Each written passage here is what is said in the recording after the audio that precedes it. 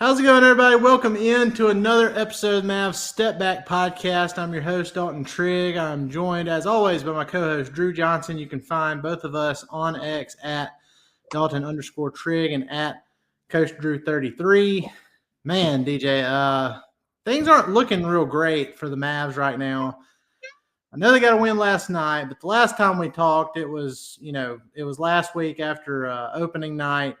Wembanyama laid it to the Mavs. It looked like, maybe one of those things where no matter what anybody could have done, it was just a night for Wembanyama to shine. And, we were trying to be positive about it. Since then, things have happened. The Mavs they're 2-3. So, it could be worse. But, they followed up that loss to the blowout loss to the Spurs by losing to the Washington Wizards, a team they definitely should not lose to. Lost by 10 in that game. Never really could get over the hump. They turned back around and they win against Toronto in a blowout. It was 139-129. How this team got 139 points, I'm still not 100% sure, but they did. Had a really good, let's see, I think Anthony Davis in that game. Yeah, Anthony Davis, he ended up with 25 points, 10 rebounds, 3 assists, 3 steals, 2 blocks. He did a little bit of everything. Cooper Flagg had 22 points, 4 rebounds, 4 assists.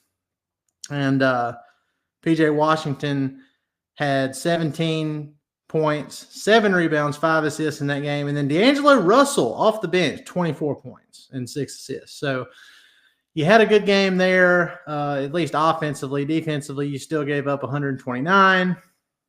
Then you play OKC, who was missing some key players, but they still had SGA and Chet and Hartenstein. And, they fell down by 20-plus, I believe, and made I called it a fake comeback there at the end, and ended up losing by 7. And then finally, to get us all caught up, they played the Indiana Pacers last night. Indiana Pacers team that has just been ravaged by injuries themselves. But they still had Pascal Siakam and, Mac McClung. I'm halfway joking there. They did have Mac McClung. He was doing some stuff to the Mavs at certain times last night where it just made me feel dread for what the rest of the season could hold. But the Mavs, it looked like they had this one in the bag. In the fourth quarter, it got down to a situation at the end where they were only up by 3. They fouled with 3 seconds left or something like that to put the Pacers on the line for 2. Pacers made the first one to make their, the Pacers were down by 2 after they made the first free throw, missed the second one intentionally, got the offensive rebound, and passed it out to Nesmith for a wide open shot that could have won the game, and he clanked it.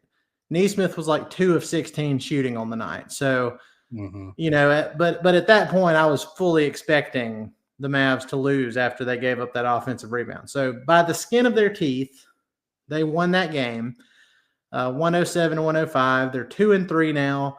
But DJ, there are some problems, and not just, the injuries are one thing.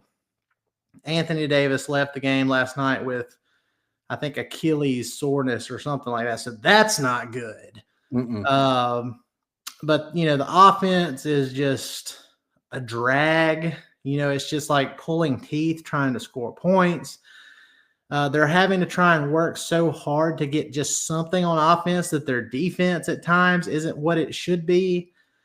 It's just, I don't know, man. It's I'm not nearly as optimistic as I was a week and a half ago, and I'm not saying that, Kyrie Irving coming back isn't going to help. It is, but I just don't think it's going to help enough to, have this team reach the heights that we previously thought they could reach. So I'm going to stop rambling. I'm going to give it to you. What are your thoughts on what we've seen so far?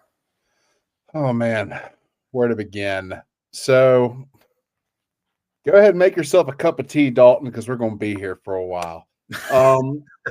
So I guess we'll start off with the fact that Nico built this team to play defense extremely well, right? And, we've even got, word from coaches saying how good defensively we're going to be. Well, we're not. We really can't stop the ball like at all. In terms of just guarding the basketball, in terms of guarding the perimeter, we are incredibly soft in terms of perimeter defense and on ball defense, and guarding the pick and roll is just atrocious. And that's with really good defenders out there. So my question is, are we just playing uninspired defense? But we'll get to that a little bit later. The another issue that I foresee, it started actually in training camp whenever Anthony Davis came in, so many pounds overweight. And, whatever, we've seen people do that before, but it's a really bad idea if you are an injury-prone player already to come in out of shape, because you know what happens in the season, Dalton? Exactly what you're seeing right now. You have these ticky-tack injuries that keep you out of play because you were already overweight to begin with. You're already putting extra strain on all your ligaments and tendons and bones in general, and it's a recipe for disaster. And that's exactly what you're seeing. And, as a little side note, I've actually seen some reports, they're probably not true. I can only hope they are, but that Anthony Davis is he's being mentioned in trade conversations. I don't know if you've seen those or not. Well, I haven't seen any of that. I'm interested. More than likely, it's just I wouldn't put much into it, but I'd love to see that stuff, because you and I have both said, like, it might be in the best interest long term and maybe short term too, if they find a trade for him. Yes, absolutely. Along with some of these other guys that are much older as well. I think Klay Thompson needs to be the subject of trade discussions. I really think anyone besides Kyrie Irving over the age of 25 needs to be on the block, if you want my honest opinion. Because what you're seeing right now, it'd be one thing if this team gelled together and it was like cohesive. You had this nice blend of young and old talent like we've seen with teams in the past that have somehow been able to do it. But for the most part, this never works. It's only on very rare occasions that it works. It worked with the San Antonio Spurs and Tim Duncan. And they had one of the greatest coaches of all time, one of the greatest supporting casts of all time, and one of the greatest veterans of all time in David Robinson. So, I mean, it's a very special situation. We don't have anything like that. When your David Robinson is Anthony Davis, it's just not going to work. It just isn't. So, you have all these individual players who are probably pretty solid on their own that could maybe help teams, but they don't fit together in terms of puzzle pieces. And so you have this is where you have all the discombobulation on both ends of the floor. Go ahead. Well, I was just going to say, I saw a tweet last night, or I think it was maybe before the game even happened, that said it was basically foreshadowing what was going to happen. It's like, watch Anthony Davis end up basically rupturing his Achilles because he came into training camp overweight. He came into training camp overweight due to a retina detachment surgery that he had over the offseason. And the reason he had the retina detachment surgery is because the incompetent training staff that has since been fired last season let him play with the issue for way longer than what he should have. And he ended up in that city. So it's like a domino effect that goes back, to all the goof ups from last season. And it's just crazy that, and there has been no report that, Anthony Davis has done that to his Achilles, but having Achilles soreness when you're 5 games into the season is not a good sign. So, we'll have to see how it plays out, but it's just crazy looking back at the domino effect of that.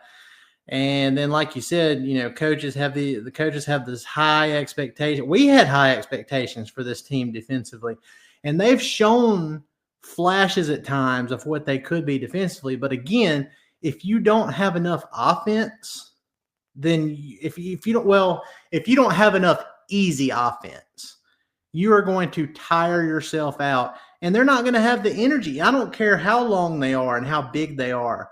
If if they don't have the energy to play up to their capabilities on defense because they're exerting so much energy just trying to find something on the offensive end, it's just all a moot point. Like I don't know what else we need to expect. But yeah, it's funny looking back at that clip from training camp where Frank Vogel was addressing the team and, saying there is no reason that we shouldn't be the number one defense this year.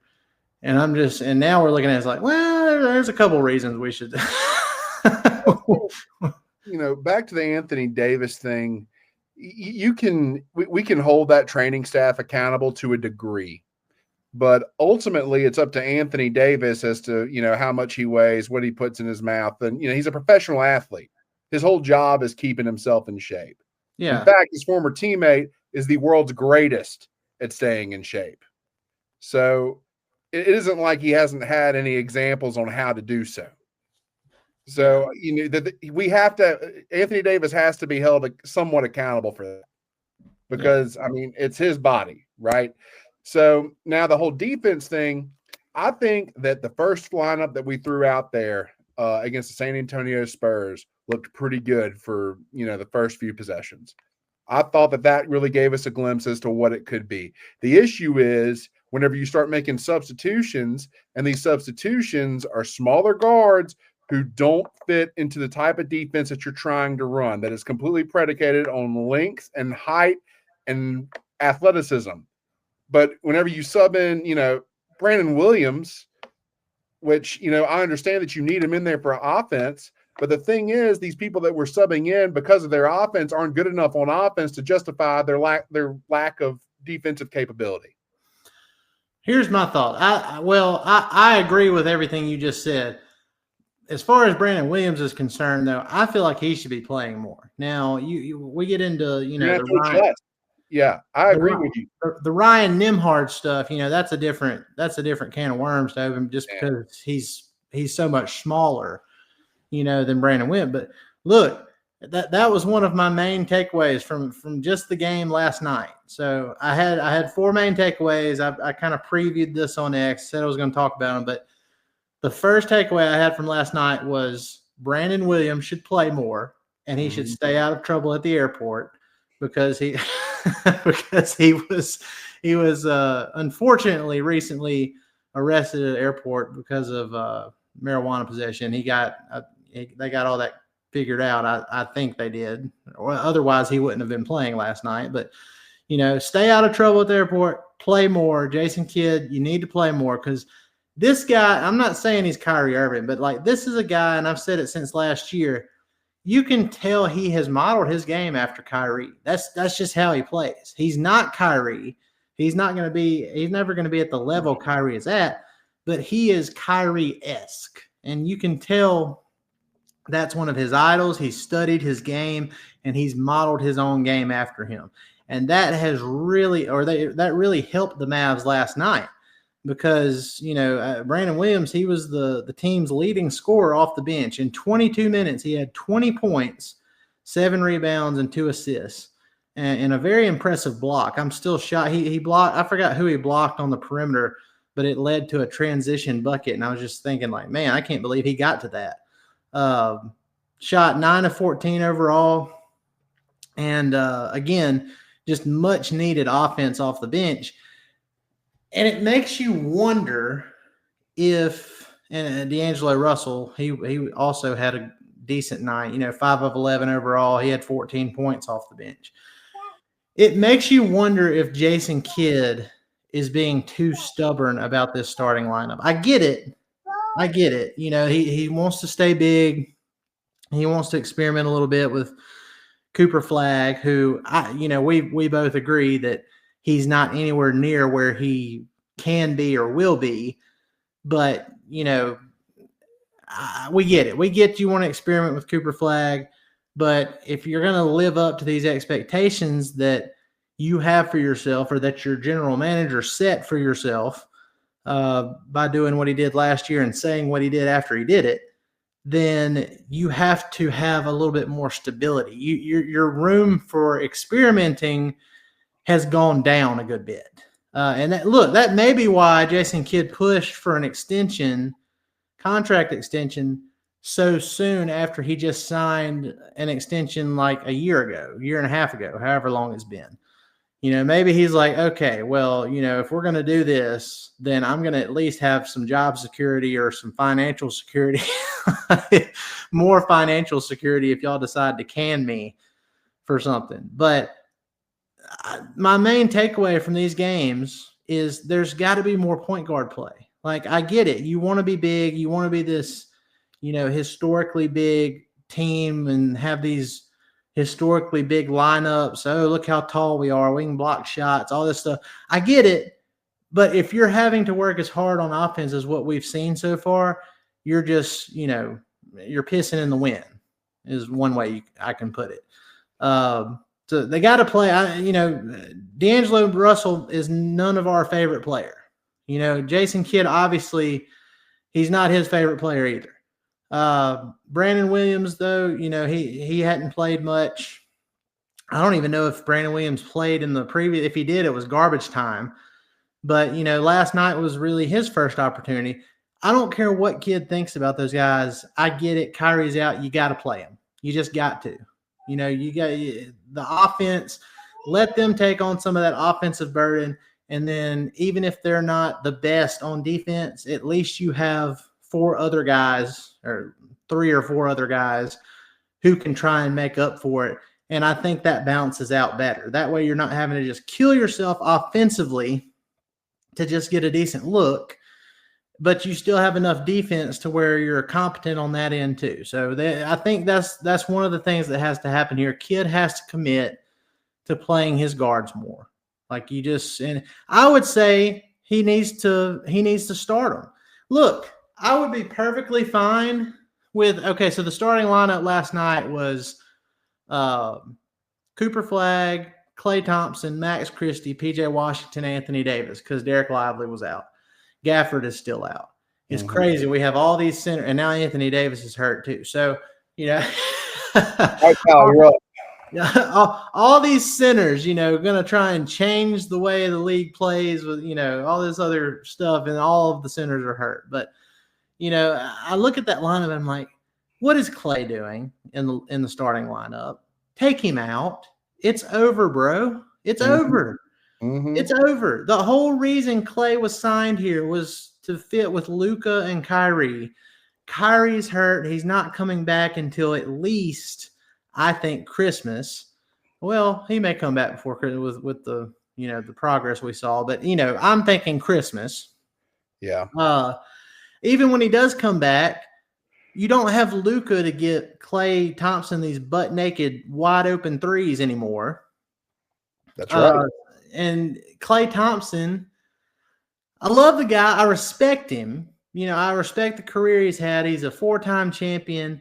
I'm not like trying to disrespect him in any way, but I just feel like in his head, he still thinks he is prime Klay in Golden State. And his shot selection reflects that. His shot selection is worse than whenever he was prime Klay in Golden State, I think. I mean, it's not great. It's not great at all. That's being nice. No. And, do you know why Brandon Williams and really even Ryan Nembhard was for a time were so impactful? It's because they're the closest things that we have to true point guards on this roster. And I'm even including Kyrie Irving in that list. So let me explain myself because I'm sure that's going to aggravate some people.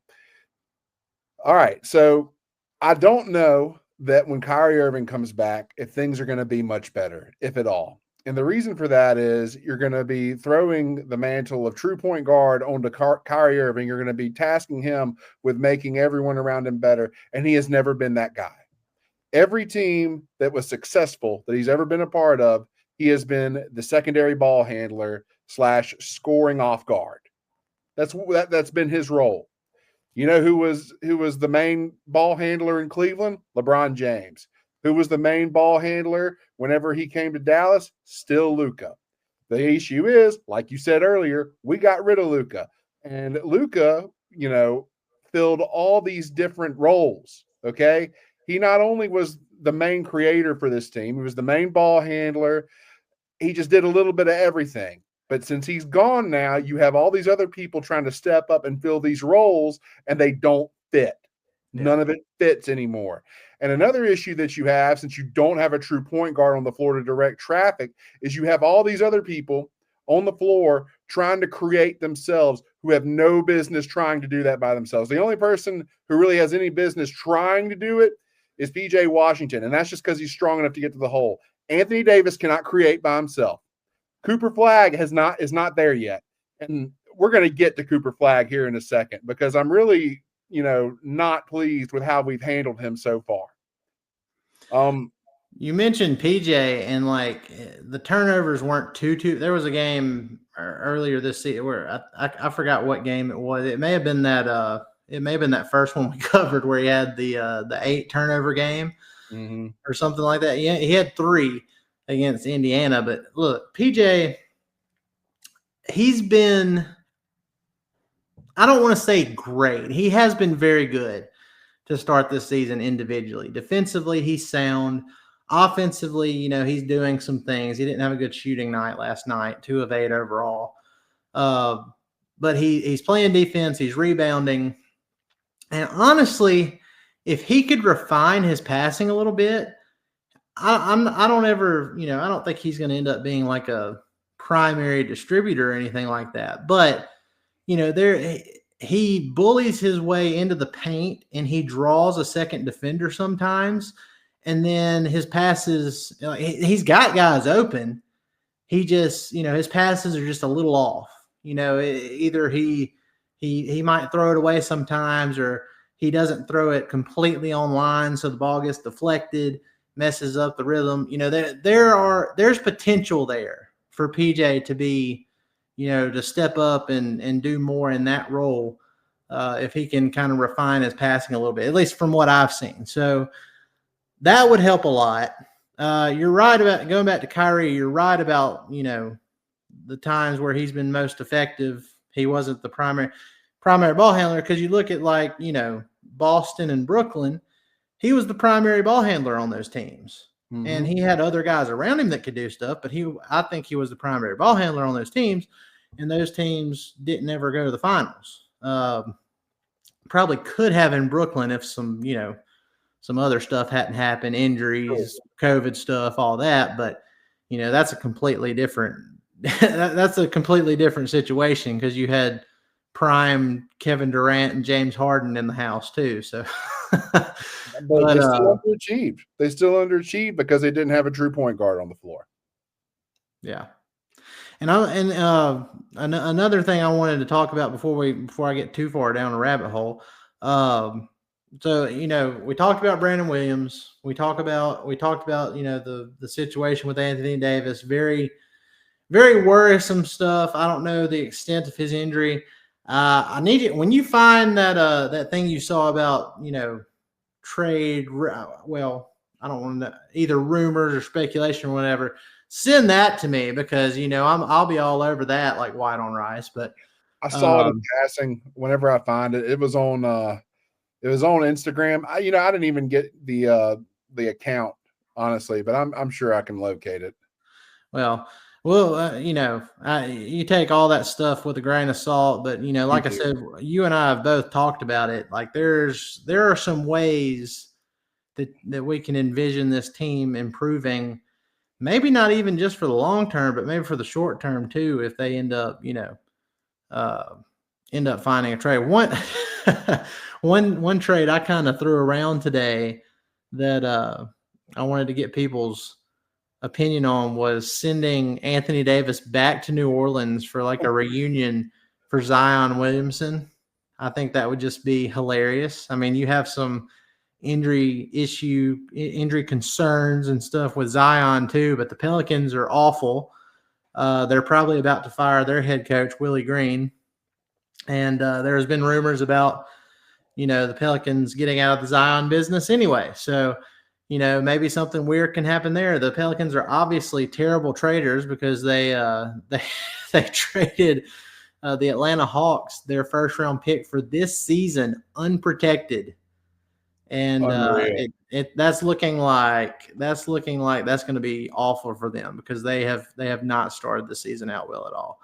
Lauri Markkanen is another interesting name that I would be interested in. Jaylen Brown. There's guys out there. LeBron James straight up. No. We are not dealing with the Los Angeles Lakers anymore unless they want to give us Austin Reeves. I'll tell you, that kid can go. He may be the answer. But the issue with the Zion Williamson, the Lauri Markkanen, anything involving a forward or a guard who can't dribble with his left hand, we really need to shy away from that because it doesn't address the main issue in the room, and that's the fact that we don't have a true point guard on the roster. I would like, I don't know how the money would wind up, but I would like to either see an Anthony Davis for maybe like a De'Aaron Fox or something. Now, granted, that isn't going to be the long-term solution, but you'll have a point guard on the roster. I mean, I'd be very interested. Oh, look, I don't know. I don't know, man. There's something about trading to an in-division rival that just, and I know I just mentioned the Pelicans, but at least I don't know. At least you're trading them to New Orleans, and it's like, okay, there's no real chance of this like coming back to bite us in the butt.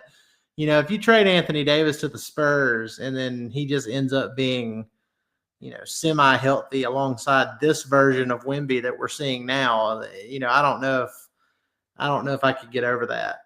I don't know. Maybe if you're able to, you wouldn't be able to pry Castle away from him. I don't think you could. I don't even know what Anthony Davis's trade value is like. If his Achilles is cooked, it's a wrap. I mean, there's nothing you can really do at this point. But you need a combo guard that's pretty good at making other people better and actually understand. Like he's a pass first guard. He's he wants to run the offense. Just something like that.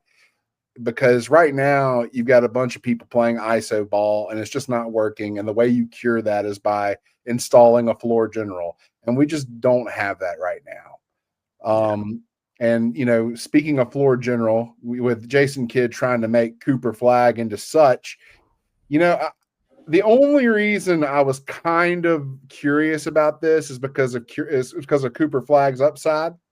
Obviously, he's got tremendous upside as a player, but the glaring issue that I kept my mouth shut on, and I really wish I hadn't because I didn't want to be a Debbie Downer, but as usual, Dalton, my Debbie Downer thoughts come to fruition.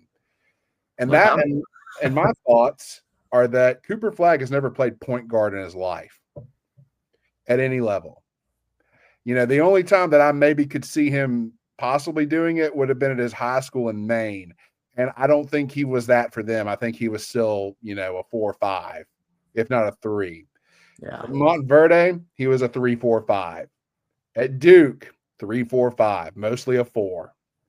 Why did we think that we could bring this guy in and turn him into a point guard at the highest level when he has never played the position at any other level in his entire life? I think that is incredibly foolish.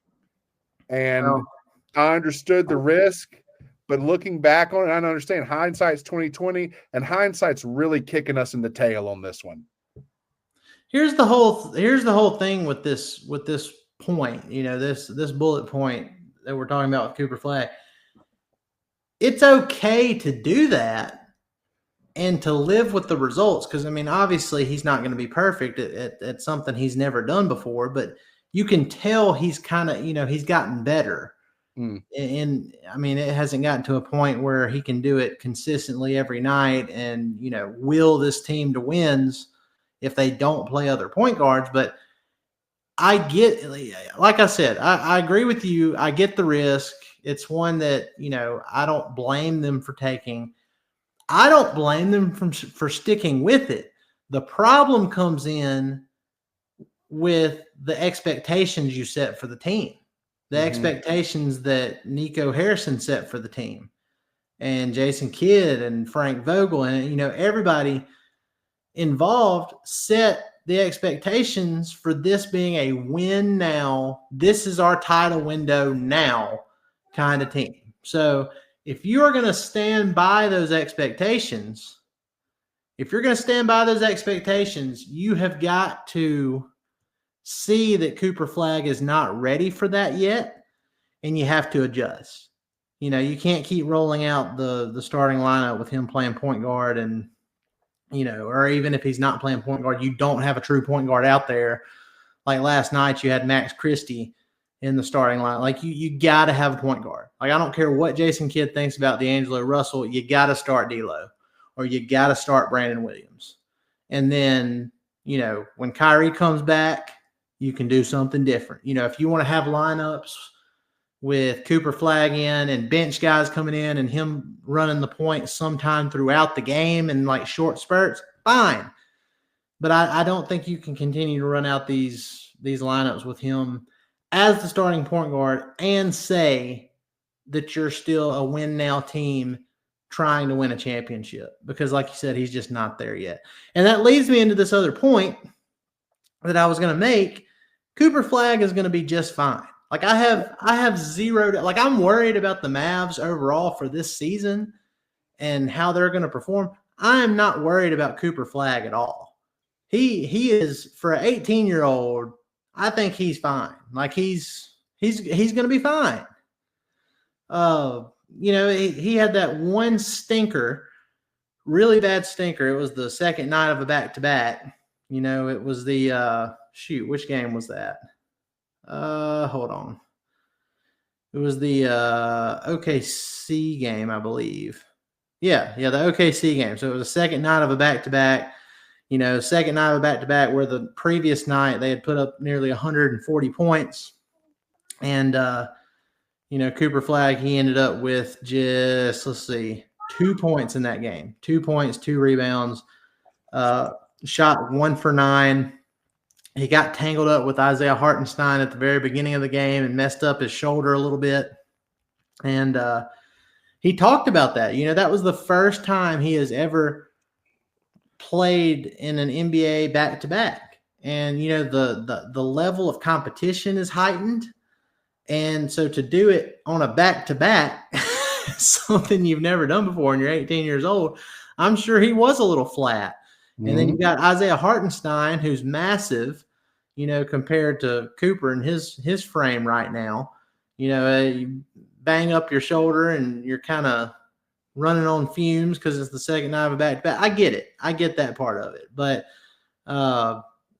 people freak out when they see that, he's the number 1 overall pick and all this hype and everything. He's going to be fine, guys. I'm not worried about Cooper Flagg at all. He's fine. He's learning on the go. The NBA is such a fast-paced ordeal, 82-game season. You're playing every other night. Sometimes you're playing 2 in a row, and, sometimes you're playing, your third game in 4 nights and stuff like that. He's going to be fine. I'm not worried about Cooper Flagg. He looks like a deer in the headlights every now and then, but I don't think that's because of like any kind of lack of talent or, something along those lines. I think he's just being played out of position in something he's not used to, and he's just trying to learn on the fly, and there's really not that much time to learn. Like he's taking in all this stuff and having to process it so quickly, and there's going to be mistakes because of that. But I mean, overall, I think he's going to be just fine. What I love to see, DJ, is even when he's struggling offensively, he is still putting in a ton of effort on the defensive end. And there were some times, like just take last night, for example. I get it. The Pacers are super injured. They're not a good team. I think they're like 0-4 or 0-5 now after that game last night. But I don't look at the team and, the end result, the final score and all that stuff when it comes to Cooper Flagg. I look at individual sequences. Like, there were a couple times where he was guarding Pascal Siakam one-on-one, And Siakam is a stud. Like he's former champion, all NBA type talent. And Cooper Flagg stonewalled him on a handful of occasions. And there were times where it felt like the rest of the Mavs lineup were kind of slacking defensively, and Cooper Flagg's always lurking. And he's looking to make up for other people's shortcomings on that end. And I look at that and I see that effort, and I'm like, the offense is going to come, but you can't teach this stuff that he's doing on the other end. That's what I love to see. So the Mavs may not be a good overall defensive team right now because of all the injuries and, other factors like the offense being a struggle. But I like what I see out of Flagg defensively and with his effort. And I think if they can just, like you said, whether they play some of the point guards they have more, or if they trade for a true lead guard while Kyrie is out and have Flagg run more off-ball movements like we saw last night, he made some really nice cuts to the rim, and it got him an easy bucket. One was he was cutting along the baseline, got a nice pass from, I believe it was D'Lo, and it was a reverse slam, and he got the foul and hit the free throw. So, I think you do more stuff like that, you're going to be fine. But I'm thrilled with his effort level. Yeah, excuse my kid. We found the muffins. She's also excited about Cooper Flagg's effort level. Well, she should be excited about Cooper Flagg's effort. And I really think that, no, honey, I'm not giving you one of these. You made a huge mess last time.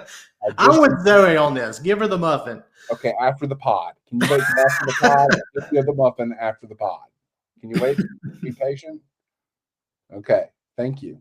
We're almost done. Sorry. Anyway, I think everyone should be excited about Cooper Flagg. I think Cooper Flagg, the reason that he's underperformed is largely because he's a victim of circumstance. He's being put in a position that he is not accustomed to, that he has never played on any level of basketball, let alone at the highest level.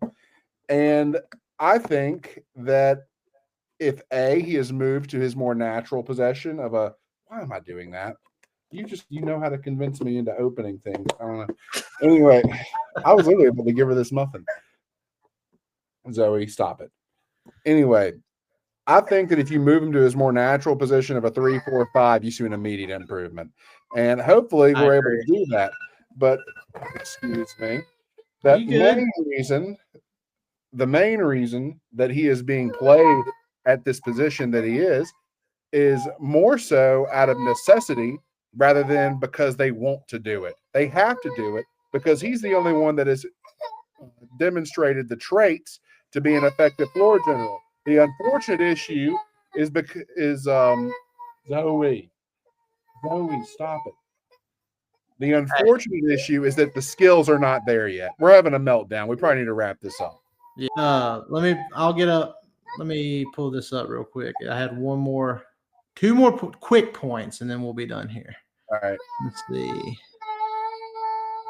Okay, so a couple quick points, and we'll get out of here because Zoe has said that enough is enough, and she wants her muffin. So, Caleb Martin, this was one of my final points. He only played 13 minutes last night, but I kind of liked the energy I saw from him. He hit a three. He looked like he brought some energy to the game. He looked a lot better than the Caleb Martin we saw at the end of last season after the Mavs traded Quentin Grimes for him and he had like the back issue going on. So I was encouraged by what I saw out of Caleb Martin. He looked like the guy that, was a decent contributor for those Miami Heat teams, so that was encouraging to see. He looked healthy. So, I'm not expecting a ton out of Caleb Martin, but I saw enough in his 13 minutes off the bench last night to where, I was encouraged by that. One more thing that we must talk about, DJ, is Dwight Powell. Mr. Reliable Dwight Powell. Our Lord and Savior? Yes, Dwight Powell, the man with the mythical arms. He is inevitable. Like in a time where the Mavs have all these centers, and you don't think that is that showing up on the screen? Okay. Okay. So in a time where the Mavs have all these centers, you have Dwight Powell, who still has to come in because Anthony Davis, Derek Lively, Daniel Gafford are all injured. He comes in and gives you 18 points, 6 rebounds, and 2 blocks on this night. I mean, 2 blocks. 2 blocks. Wow. Look at this guy. Look at Mavs Cat and Dwight Powell. This is all right. That last one I just showed. If you're all watching, so good. If y'all are watching on YouTube or Substack, even this last one I showed is a little ridiculous by my standards, but it's That's awesome. But yeah, Dwight Powell, he's still got it. Look, we joke about it a lot, but Cooper Flagg even said after the game, let me find this quote. So Cooper Flagg was asked about Dwight Powell's leadership, and I've got it pulled up here. Noah Weber tweeted it out. The biggest thing with DP isn't as much of what he says, it's more of his actions, more of just his actions. I don't think I've ever seen somebody that lifts more than him, hence the big arms. Just showing that hard work. He's in the weight room every single day. He's always early to practice. He's always there getting shots. He really just leads by example of just showing the younger guys the right way to do things, and he just carries himself at such a professional level. That's why he's been around here for so long. He carries himself the right way, does the right things, is a great teammate all the time, no matter when his number is called or not. That's just Dwight Powell. He's a true professional. Okay, what a great quote from the 18-year-old to notice all that and to say that. Like, that shows you that Flagg's already beyond his years when it comes to maturity level and everything. 2, he's 100% right about everything he said. Dwight Powell, I get it. He's the butt of some jokes sometimes, but he is the Mavs' Nick Collison for OKC, and Nick Collison ended up having his number retired. You're gonna have Dwight Powell's number retired at some point. It's gonna happen, and I know people are gonna have mixed feelings about it, but number 7 is gonna be hanging in the rafters one day. And Dwight Powell, you know what? He deserves it. He deserves it because, there's one thing to be said for the numbers and the wins and all that kind of stuff.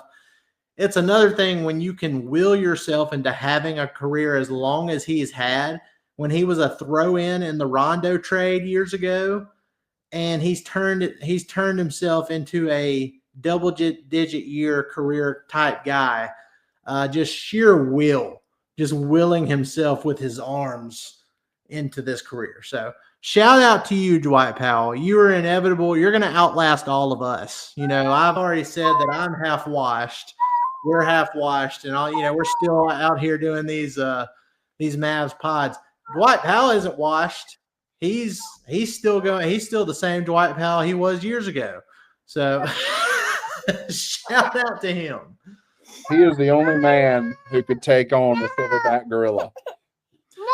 Zoe, come on now. That's all I had for y'all today. I just wanted to end on that note. I want to give Dwight Powell his flowers. The Mavs, they may not be living up to expectations, but we're going to keep trucking along and hope for better times as the team hopefully gets more healthy later down there. I know, Zoe. I'm mad about it too. We need to get Gafford and Lively and all them healthy.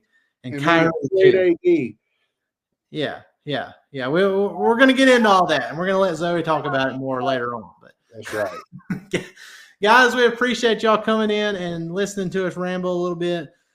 We're making it through it. Like I said, not nearly as optimistic as we were before the season. That's usually how that happens, though. The preseason is the time for optimism. So it is what it is, but we hope y'all have a great rest of your day. Have a great weekend, and we'll see you next time. Say bye-bye, Zoe.